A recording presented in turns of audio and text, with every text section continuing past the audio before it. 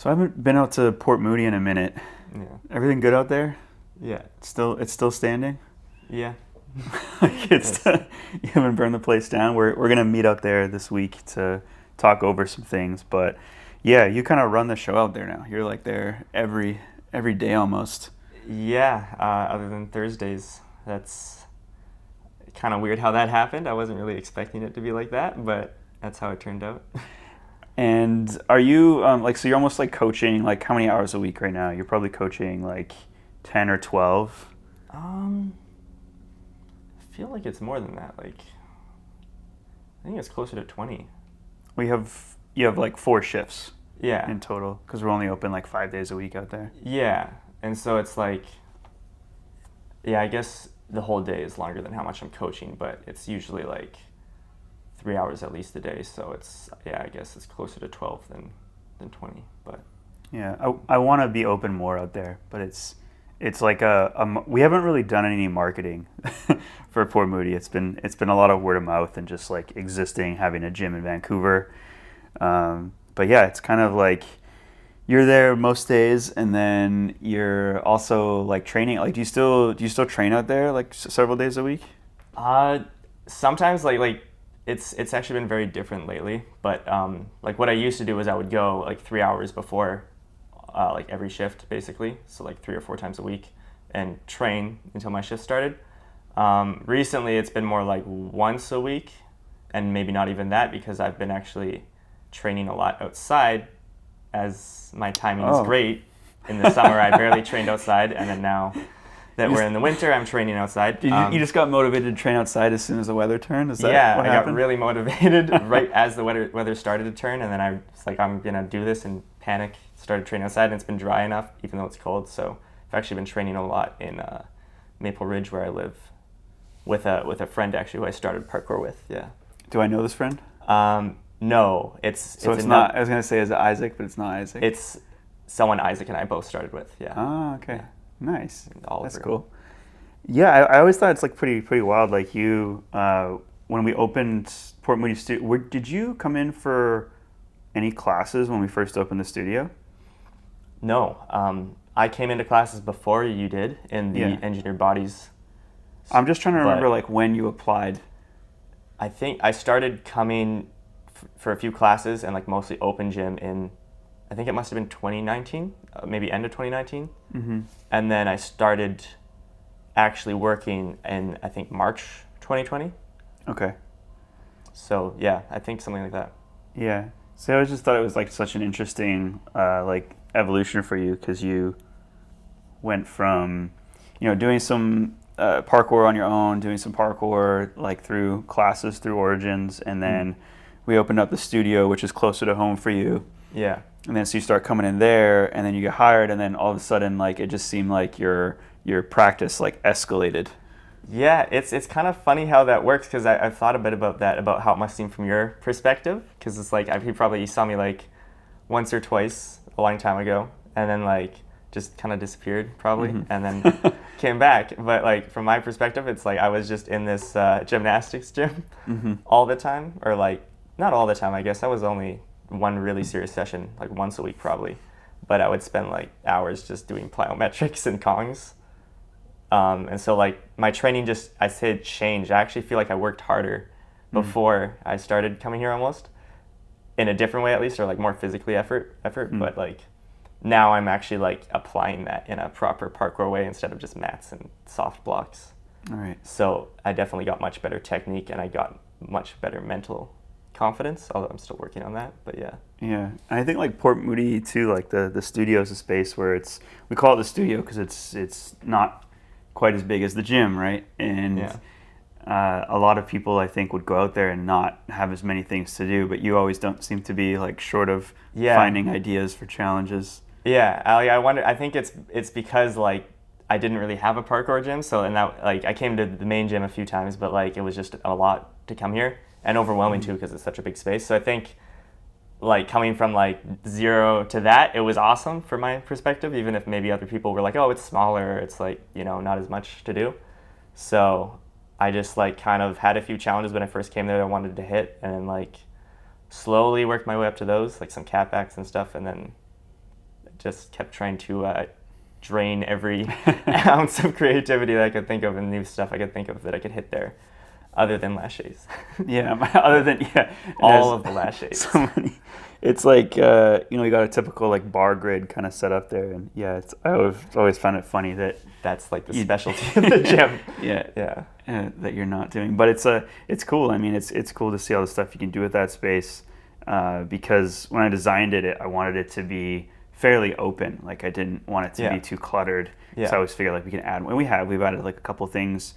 But part of the reason why I'm coming out this week is to start trying to like make some plans for anything else that might be added, because it's been a while since like we've done quite a few new things at Maine in the past like year, and it's like nothing out in Port Moody this year. So I got to come out and give it some love, basically, and start talking about some plans to grow it a bit more. Like it's doing quite well. Like it started to pick up, I think, right before the pandemic hit, and then super slow, obviously through that whole through that whole time period, and then as soon as it ended, it was like, oh, okay, cool. Like we got kids classes filling up again, and adults coming in and stuff too. So it's looking like, when I look at the numbers, I'm usually like, all right, it's pretty. It's pretty similar to how it was kind of more when I started, I think. Yeah. Or I mean, I started kind of in the pandemic, but So you mentioned that you're training outside again right now, but you also started like doing like some off-season training. You started lifting. So how's that all going together? It's going really, really well, actually. Like, I didn't lift most of this year, and I just kind of purely focused on mental and mostly mental and just like technique, parkour stuff. So I'm actually like very pleasantly surprised by the fact that I don't feel much weaker than I last did when I was lifting before. I think it came back pretty quick. So I'm happy. I'm looking forward to hopefully coming back very strong next year. Nice. It's been good. And the great thing is, like, I used to have a really tough time balancing training and the weightlifting, but I feel like now I'm focusing a little more on just like unique kind of like techie challenges rather than like effort, like lots of plyometrics that I used to. You're a really springy guy, so which, I mean, it's unfortunate in some ways. Like I definitely want to get back on that, but like I also feel like I can train and lift weights much more successfully lately. If you're not going for not going for power challenges all the time. I've been doing a lot of, like, I would call it exploration more than sessions. Like I'll spend quite a long time, but I'll go out and just look for spots in my hometown, because it's not something I ever did, because it's a pretty lame place. But there's stuff, and now that I'm better, it's like, oh, there's stuff I can do because I'm like good enough to actually do it. So yeah, I mean, I grew up when I started parkour, I was like 17, and it was in Burnaby, so like in between here and where you live. So it's like probably a more urban area. Like I found spots, like I lived right across the street from my high school, so I was trained there. And then there was like a rec center, some elementary schools, a mall and stuff like that. So I just kind of in between those things, I actually had like quite a bit. I actually want to go back out there and shoot like a vlog, because there's a bunch of challenges that I have like videos of from previous, where it was like the last time I ever seshed in that neighborhood, because that's where my mom lives. I was like 23, 24 years old. And so I wanted to make like a vlog where it's like, I'm 37 now, and because I will be in the summer, where it's like, I'm 37 now, and I've gone through 2 like massive injuries and stuff like that, and I'm going to try to beat everything I did when I was 24, just by like the sheer factor of like experience. Because I filmed a video when I was like 24 out there, and it was after, I think, like 6 or 7 years of parkour training. So, it's like it's like 12 years later, right? So just like so much more experience, but definitely not like, I probably had a better jump then, maybe, I'm not sure, but like maybe, but definitely not good mental. Like I had terrible mental, and also like there just weren't as many things to attempt in that era. Like this was this was like 2009, 2010 era, so there just wasn't, parkour was not as like vast and diverse with moves. For sure, but I think, like, so how's it been going, like finding spots out in Maple Ridge? Because I don't even think I've been ever out that way. I mean, I don't think you have any reason to. But yeah, I'm actually, I'm sure. I mean, I bet you'll find like the one, because you say that, but there's things like where I think back where I grew up and where I started parkour, living with my mom, where there are challenges there that are unique, and there are things that I would like to go back to. So yeah, no, I'm pleasantly surprised. Like I wouldn't say it's great, and I wouldn't even say there's like spots so much as like, you know, there's like a single line, like a pocket spot, or even less than that, like kind of like what you and Tom were talking about a while ago. But it's there's actually, like I was just showing Vince and Holden, there's something there that I want to do for like a video, hopefully eventually, that would be like the hardest thing I've ever done in my life. And it's like this ascent. It's actually not in Maple Ridge, it's in Pitt Meadows, like right beside Maple Ridge, but it's very high off the ground. Which one is further? I always like get Maple Ridge is further for you. Yeah. For context, for people not in the Vancouver area, this is suburbs. So we're talking suburbs. We're talking outside of the city. Yeah. So it's this it's a pedestrian overpass over some train tracks beside like a high school, I think. Or it might be an elementary school. But yeah, it's just this big cement overpass. There's some columns. There's some like overhangs you can grab onto, and there's like this big fence. And so it's this kind of like big. And you work some pieces of it? Yeah, I've done like the first half is, I wouldn't call it technical, but there's a lot of pieces to it. So I've done that first half. The second half is just really scary. It's really easy, but really scary. Basically, it's like get on top of the railing on the top of the fence, which is very high up. Like if I fell, break a lot of stuff.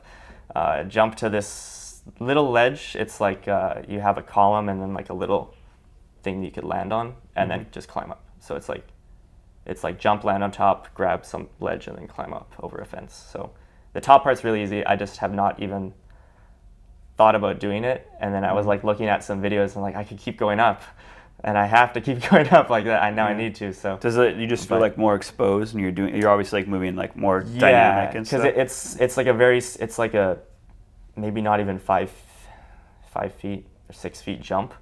It's just like you're landing on something that's probably like 2 feet wide wall, and it's like you're like flat against a pillar when you jump. So then you have to just stay on and go up, and it's super easy, but it's just very high up and scary to like prep, and I haven't even looked at it very much, so I just want to go there sometime soon and just like get up there and look at it before you even do anything. Okay. But and again, just great time of the year to be. Yeah, no, I don't like necessarily plan on doing it this year. Mid-November. It's just yeah. Well, I was showing you a clip, you and some of the guys, a clip like that I recorded some years ago, and it was like in December. Yeah, that's and I just I was watching it, and I was just we were reflecting on it and talking about how, okay, like it was a hard challenge that I was trying to do in the middle of December. Yeah. And you can see like it's pretty frosty out, and I'm fully clothed and everything. But right now, like lately, just every time I go outside, I'm like, oh, it's like really cold out, and I'm mostly motivated if I'm going outside, and this is, I guess, kind of something I was talking about with Tom another week, where I'm like mostly motivated to go outside, and like I need to do something that's like novel and challenging. Yeah, it's not enough for me just to go out and go to a sesh to hang out, but I don't feel like I had a good sesh unless I did something novel and challenging. Yeah. So otherwise, I may just go to the gym, because in the gym I can drill stuff, and it's just convenient, right? It's anyone that has access to a gym and can go to open gym all the time, or a parkour park or whatever. It's just that much more convenient to get better at like specific things, which is kind of what I've always been into anyways. And so just like going out and sessioning and finding challenges, like if I don't find something that I think is cool, then it doesn't feel good to me. Like I don't get a good feeling from it. And so when it's like super cold, I'm like, oh, how long is it going to take for me to get warmed up? I do want to start doing like monthly jams though. So like I'm trying to figure out, we're almost we're halfway through November, so I'm going to try to do one before the end of November, because I was doing like weekly Sunday sessions, and I was like, I don't want to do this anymore. Right. Plus, like we just started, like I'm lifting 3 days a week now, and like lifting hard. Like I'm not on season just like touching weights anymore. Like I'm actually not lifting to failure, but enough to like make me sore and like really depleted on days. So it's just less time to actually do parkour. But I want to start doing those monthly jams so that at least people are getting together, and it'll also give me a reason to go out and try to do stuff. Yeah, for sure. Yeah, and I don't know if there are some challenges I have on my mind that I want to do, and it just depends if I can get enough preparation in the gym or outside to actually feel like I want to go out and film something. Yeah. But right now, I'm just trying to take it slow. I was putting like so much pressure on myself at the very end of summer because I was starting to feel like me again, where I could actually do challenges, and I just didn't have enough time to really work up to do the things I wanted to do. So yeah, it's kind of sad, but yeah, I totally get that. Like, I think right now because of the cold, it is like it's very hard to go out and just like if you've got something in mind that's hard that you want to do, to go out like now this time of year, it's kind of like, especially if there's not much to do at that spot. If you're just like, I need to go to this spot, it's cold, yeah, I need to do this hard thing, like that's very tough. Like for me, like I said, I've been really enjoying just like exploring because I have zero expectation. Like the spots are bad. I don't know what you can do there. I'm not like, so I'm just like walking around. I'll find something cool and just try to hit it and be like, oh sweet, that was fun, and then move on. And so it's just like, it's kind of, it's not necessarily like it's not a good way to train, but it's like very fulfilling and enjoyable because it's just like, oh, that was fun. Like I did that first try and it's so new to me and it's something I never thought of before, So it's kind of nice, but then like going out to like, if you've got something very hard this time of year is maybe not the nicest to do it for sure. Yeah. Well, I think that's smart. I think that's a great, it's a great winter activity to go and just look at things. I actually remember the other day there was a line that I was so fixated on like these other two challenges that I haven't done yet that I forgot there was like another line that I can definitely do. Right. That I haven't even like looked at in months because I was looking at it like last winter when I'm like, not able to do parkour, but I can like ride a bike, and I was just going around like trying to see if there were extra things I wanted to do, and I totally forgot about it. So yeah. I've been thinking about getting after that, but right now I'm trying not to jump. I'm trying to give my body a rest from the jumps right now, and it's hard because I'm definitely motivated to work and try to get things done. Yeah. So it's been kind of like take a step backwards to take two steps forward type of situation for me. For sure. And for you, it just sounds like you're trying to get out of the studio. Yeah. Is that because like did someone like say something to you, or like you just suddenly felt motivated? I never really cared that much. Like I always figured like you said, like a gym is convenient. I can get consistent practice in here, and then if I'm able to think of new stuff, awesome. So like I didn't really ever have much of a problem with training in there that much, although I did want to train outside more. But just lately, I've just been like, I'll look at the studio and I'm just like, I can think of nothing to do here right now. It's just, I find I go through very intense phases in parkour where like, I'll look in the gym and I can think of tons of stuff suddenly, and I'll have like a week or two on where I'm just like making these new things that I never thought of before. And then I'll like just snap out of it and just be like, I can't think of anything. I don't know what to train, even though I want to train. So it's kind of one of those phases right now where I'm just in the gym, like I can't think of anything. Well, here. if you're not swinging on the bars, there's only so many walls in there. So. Exactly, yeah. Yeah. How do you feel about, because I don't know if you listened to any of the conversation that Tom and I had a few weeks back where I was just talking about like that, and I think he agreed with me where we don't really enjoy, or I don't enjoy, really I don't get much out of doing challenges or lines in the gym. There was like something recently I did that I posted on Instagram where I like found a couple of things that I liked. Yeah. But it's like it's rare that because if it's like a singular challenge, it's like okay, like do I really feel like doing this? And so a lot of times I don't. But if I can find like a combination of something, I'm like, oh, okay, this is cool because I'm using more of the space. But a lot of times I just get like overwhelmed by gyms or parks, and the singular challenges don't feel like enough because you don't go through that like discovery process. Yeah, it's just there. Yeah, so I don't know like how you feel. Like it doesn't seem like, it seems like you've been able to be like pretty motivated with training in gyms up until this point.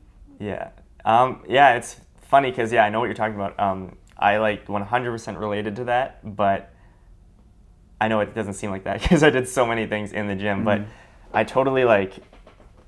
I didn't even view it as that way really in the gym, but like thinking of like what I think Tom said, maybe you, just like if you're out at a park or in a gym, it's just been like created and laid out for you, and like it's almost like it's telling you what to do, or people have set out what to do rather than just like discovering something and coming up with it yourself.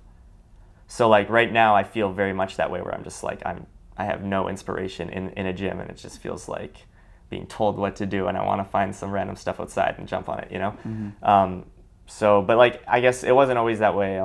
It does go through phases as well. So like in the past, very much didn't care. And there was so many challenges in the gym when it was newer for me too. So it was like, I would just hit everything I could think of possibly, other than laches again. And then, yeah, it's just kind of like, will turn off and I don't feel it. So it kind of depends. It depends, I think, on the mood a lot for me, which is annoying. But yeah, like don't get me wrong. I will, like, you'll, if you go to the gym here, like if you come in on a weekend, you'll probably see me at some point like having a session, but I'm usually just like drilling like smaller things. I'm not putting in work on like a challenge. Like some people come in, we get some high level guys that come in like especially like from out of town, like guys like Ari will come up from Bellingham, and they'll just be like, you know, like sessioning, like hitting like hard challenges in the gym. And I can't, it's hard to get me to have a session like that in the gym. It's hard for me to get me to have a session where I'm like really trying to go after hard challenges. I'm much more into doing that again if I'm like outside. Yeah, no, I totally get that. Like, I've been watching Ari at the Portmoody studio as well, and he's just hitting these incredibly hard things. And it's, for me right now, it's just like, it doesn't seem interesting at all. It's just like, holy crap, that's impressive. But like, do I want to work on that right now? It's like, no, not really. So I think it's more like I've hit all the big things that I really wanted to do in that gym, at least at the moment that I can think of. And it's kind of more like to take it to further levels now. It's like add technique, add like height or something like that, you know? And it's just like something I don't always feel like training. So when you're outside, it's just like, I don't know, it's much more interesting. And I like totally agree with Tom. And I thought it was hilarious how he said he doesn't even like spots really. He just likes a little thing, like one, like a few structures or like one wall with some ascent or something like that you can just use. And I totally agree. I'm like, that's what's most interesting to me, is like just walk around, find like some alleyway with like a rail and like a ledge or something, and like do that. Sometimes like spot, again, like the more stuff there is, sometimes it can get overwhelming. Yeah. And the quintessential parkour spot is usually like an access ramp. Yeah. So like it can either be concrete or rails, but like something that's either an access ramp or staircase that has walls around it. Like those are mostly what we think of when you think of like vast or big parkour spots. There's some form of that where it's like walkways or whatever with walls or railings in between them to direct people. Like that's what IMAX 1 is. IMAX 1 is just like, you know, access this way or come up the stairs and some walls around it. IMAX 2 is one staircase. Yeah. So it's kind of, and that kind of spot, like it starts to get repetitive for sure. It's the same thing in different places almost. Like you get different distances, but like that only interests you for so long, I feel like, until it's just like, okay, this is kind of boring. So we wanted to talk about, and I think it's kind of along the same lines because it was one of my big takeaways from it, but we wanted to talk about the film Hazel that just came out with Ethan Rudd. I actually really liked it, and one of the things that really stuck out to me is how the style he's doing is actually definitively to me like what the future of parkour should be. Right. But in part because a lot of the features and structures he's using aren't like parkour spots. Yeah. Like especially the video starts and some of the lines that he's doing that are a bit more like, I guess, what some people would call like flow type lines are like really bad spots, like just like a rail and a curb. And then it gets into like where he's swinging to like this weird freaking palm tree stump thing, and you know, jumping off a roof and like doing a swing from a tree like over a barbed wire fence, like the stuff where like none of these are spots, but they're like challenges that he found. And I actually, the second time I watched it, because I watched it twice now, I picked that up more, where it was like so many of the things that he does in the video are just non-spots. And I don't know if it's like where even the, try not to give away too much of what happens in the video, but even like the gainer is like, that's like, the you know, the gainer. Even that is like not a spot. Like it's just something that he, I'm assuming like happened upon at some point and was like, oh, I think I can gainer this. But it doesn't even look like there's anything else to do there.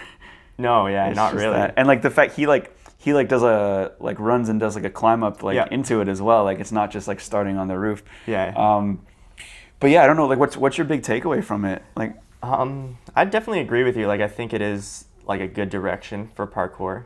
There's like a few things that are like that I maybe have a different value of the style that I would like change. But yeah, no, I think it's good. I think it's really cool how he uses like these non-spots or just like small spaces to make good lines still. Like he does a lot of like back and forth almost in a lot of them, which I usually hate, but he does it in a way that's like, oh, I like that. That looked cool. It looked good. It flowed.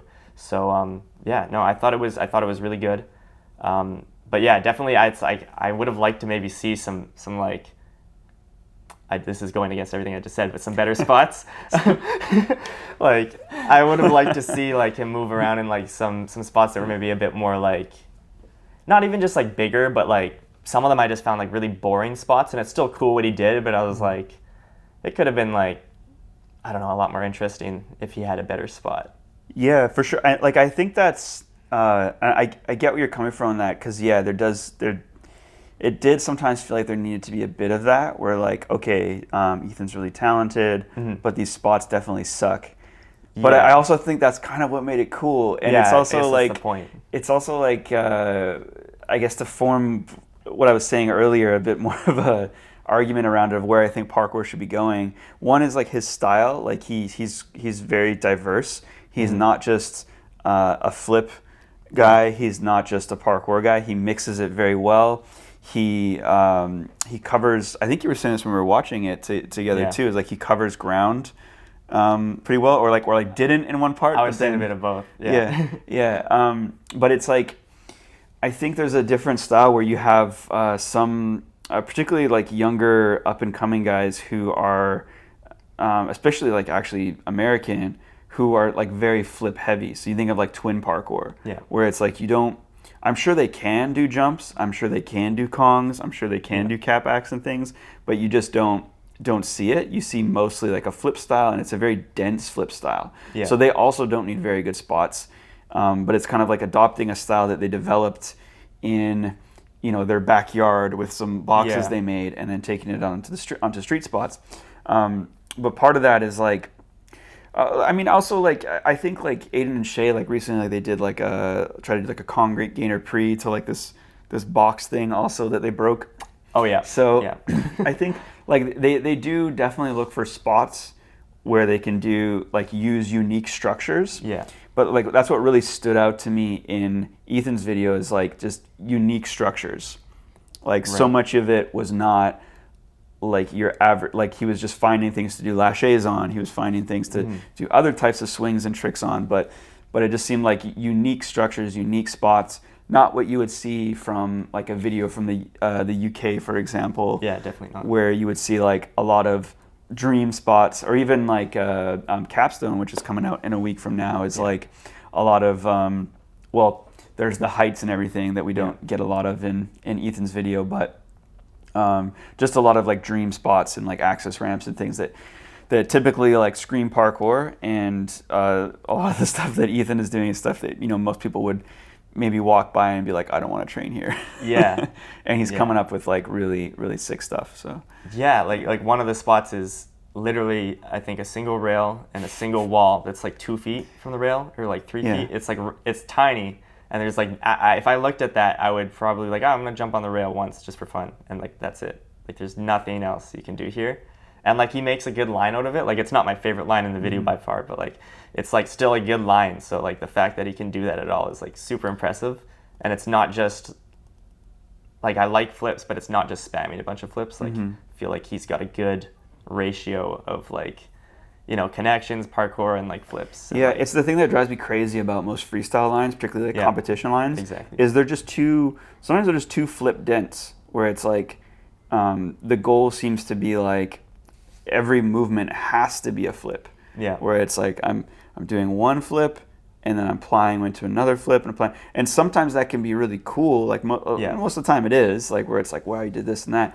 but it is kind of nice to just see like, I don't know, like traditional parkour thrown into at least just covered ground, or to do things that actually like probably like look and feel cool.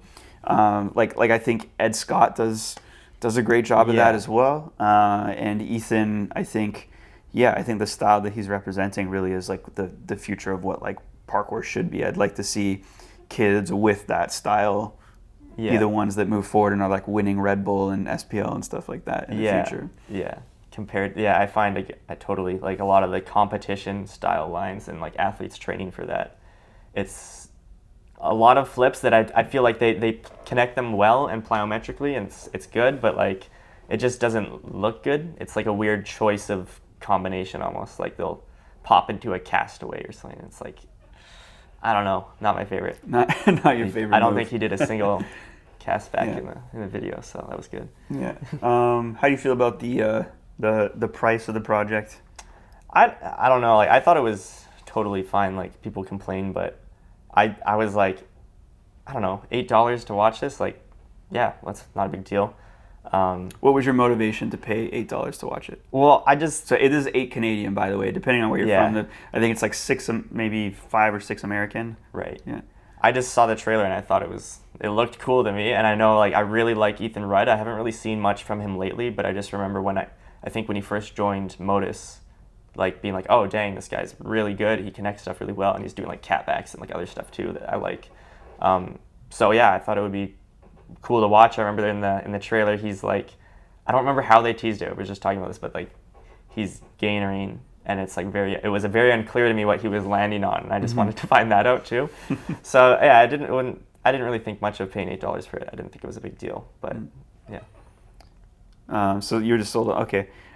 Because like we kind of talk about like what's the difference between putting it behind a paywall versus putting it up on YouTube. Right. And clearly like you were wanting to watch it enough that you were like, I'm going to pay for it. Yeah. Well, I mean, I'll ask you this. Okay, so Yeah. after this one, say Yeah. like a year from now, they put out another thing. yes. Are you dropping another $8 for the next one? It depends on how it looks. Like I don't think just because the way this one turned out was like good that I would just immediately do it. But if I was interested enough, for sure. I find myself not watching as many parkour videos anymore now that I have Instagram and whatnot. It's kind of ruined parkour videos for me a little bit. Yeah, I feel that. Like everything I watch that is in video form, it's almost like underwhelming sometimes because it's like, oh, I just saw someone hit like a crazy rail side flip precision or something on Instagram, you know? Yeah. So there's that, but no, I think it's fine. I personally wouldn't put anything behind a paywall myself because it's more like, this is kind of stupid, I guess, but it's more like a passion project rather than something I'm looking to make money off of if I ever did. But yeah, no, I think it's fine. Yeah, I think it's a good price too. Yeah, I feel like I would for that. It's kind of a shame that like the draw they're using is like to kind of support or like I can't remember which wordage they use or like foster the future of parkour edits going like behind paywalls essentially. Yeah. And it's like yes, that's true, but if that's like your big ask where it's like I get kind of tired of parkour asking like for like charity basically. Yeah. Like for like, oh, you know, it's like I'm buying this basically as like a donation for it because that'll work for a certain amount of time and then it won't anymore. And so so really we have to make it that the product is valuable enough that people are going to pay money for it. And I think just trying to get people to support just the sake of like, oh, support the athletes. Yeah. Okay, it's one thing, but also I don't imagine they're going to make enough money off of it with shirts or with the video really to for it to be life changing. You know, it's just going to be like, okay, we got paid, move on. So like how much that supports athletes, I don't really know, but I'm totally good with people putting videos behind paywalls because you know back in the day, like for skate videos or stuff like that, you would have to buy DVDs and things like that or VHS, right? So having it behind a paywall actually makes sense if you look at what's worked in the past for other sports. It's hard to do when everyone's putting their best stuff up for free all the time. Yes, exactly, yeah. So it's almost like what I want is for the like pro level athletes out there, you know, whether it's Ethan Rudd or Ed Scott or just, you know, someone of that skill level to be doing this kind of thing where like, yeah, if you're going to put together an edit that is taking like a year plus to go into, you probably should put it up in a paywall, Yeah. because you could always put it up for free later. You could always Yeah. drop it on YouTube later. But like, why not try to get people to pay for it, because it increases the value. Like, as a psychology experiment, as soon as you put a price on something, people are going to assume it's better. Yeah, no, for sure. Yeah. Like, I definitely think, and I was almost thinking, I was like, if I deleted Instagram, or if I just never had it in the first place, like, I think all of these videos that would have, or have been coming out more recently and stuff, would have been way cooler to me, like, by far, because like, before I had Instagram, I wasn't aware of the level in parkour, because like, people don't make videos anymore, really. And like, they're not represented on like YouTube, for example, people doing like crazy congainers and all that. Like, and when I got Instagram, I was like, oh, this is normal now. People are doing flip prees and congainers and all this crap, like nothing, and they're just not making YouTube videos of it, because the people that make videos on YouTube are more like, I guess it's more of a specialization to like vlog and whatnot, and they're really good, but it's not necessarily like every style that's getting represented there. Yeah, it's another skill set to make like a good video, Yeah. and this one's 10 minutes long. I do want to touch on too that like, I felt the pacing of the edit was really good. Like, it ends and you kind of want a little. I felt like I kind of wanted a bit more. Yeah. Whereas everything in recent memory that I've paid for, like something behind a paywall for parkour, I'll get 12, 15 minutes in and kind of feel like I want to watch something else. That's a really good point. I didn't even think about that, because yeah, it's totally like, a lot of the time I'll just get tired of watching the video. But yeah, I definitely felt like at the end of that I wanted to see more. So yeah, it was a nice, just hats off to Noah, because I think just the edit pacing, the music choices, and everything, like, it wasn't too fast, it wasn't too slow or anything. Just pacing, which is what editing is all about, is like setting the right pace, so that you feel like you're going through an experience without like realizing you're watching a film. Like, that's like filmmaking 101, is you never want like the viewer to realize like, I'm watching a film and now I'm thinking about other things. I realize I'm watching a film. You want to engross them in the experience, and I really feel like this project did that. So definitely, I would say check it out. I would give it a solid like 4 to 5, 8 out of 10 rating. I don't know what you would give it. I'd agree with that. Like, yeah, I think it was great. This is kind of aside, but I just think they did a good job at like, having a hook at the start. Like, I remember seeing that first line in the video. It's like a bit of an ascent, and I mean, I'm a bit biased, but I thought that was really cool, and that's why I was kind of saying I was a little disappointed. Like, not disappointed, but I was expecting maybe a different direction for the lines, because he started with that, and then I was like, whoa, I haven't seen this from him, and I was thinking there'd be a bit more like, I guess, not necessarily covering ground, because he did do that, but just more complex spots, and then he ended up having a few lines in there that just weren't like what I expected, but still very good, and then definitely like very strong kind of like ending with what he was doing there. Yeah. All right. Well, I think we're going to cut it there for today. If you haven't done so yet, hit that subscribe button. Leave us a comment. Let us know anything you want us to talk about in future videos, or if you want guests like Nathan back on the show, let us know, and we'll see you next week.